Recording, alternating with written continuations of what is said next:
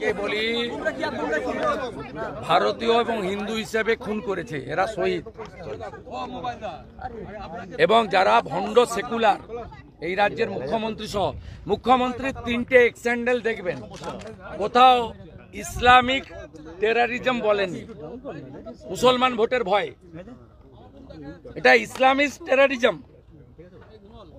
আমি তো বলবো ইসরায়েলের প্রধানমন্ত্রী যেমন গাজাকে মাটির সঙ্গে মিশিয়ে দিয়েছেন, এই ক্রস বর্ডার টেরারিজম যারা করছে তাদেরকেও মাটির সঙ্গে মিশিয়ে দেওয়া উচিত।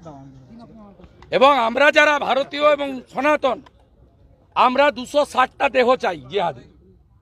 26টা মেরেছে হিন্দু বলে, আমরা 260টা দেহ চাইছি। ভারত মাতা কি 260টা দেহ চাইছি, 24 ঘন্টার মধ্যে দিতে হবে। দেশের প্রধানমন্ত্রীকে অনুরোধ করছি, আর্মিকে এবং প্যারামিলিটারি ফোর্সকে অনুরোধ করছি, আমরা উই ওয়ান্ট ইট। এখানে অবৈধভাবে মাইক বাজিয়েছে। আমি কৃতজ্ঞ বিটন অধিকারী স্ত্রীর কাছে। এখানে মন্ত্রীরা এসে মমতার নির্দেশে নাটক করছিল, আমি পৌঁছানোর পরে ডাইরেক্ট বলে দিয়েছে যে আমার স্বামীকে কালমা পড়তে বলেছিল, আমার স্বামী হিন্দু, কালমা পড়তে জানে না, তাই গুলি করে মেরে দিয়েছে। সমীর গুহ স্ত্রী ডাইরেক্ট বলে দিল মোদির লোক বলে মেরেছে।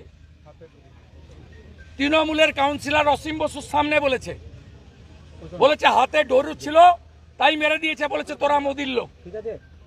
প্রমাণ হয়ে গেছে ভারতীয় এবং হিন্দু বলে খুন করেছে। সত্য স্বীকার করুন, ভারতীয় সনাতনীরা ঐক্যবদ্ধ হন। রাজনীতি পরে হবে, এ লড়াই শুধু মানবতার লড়াই।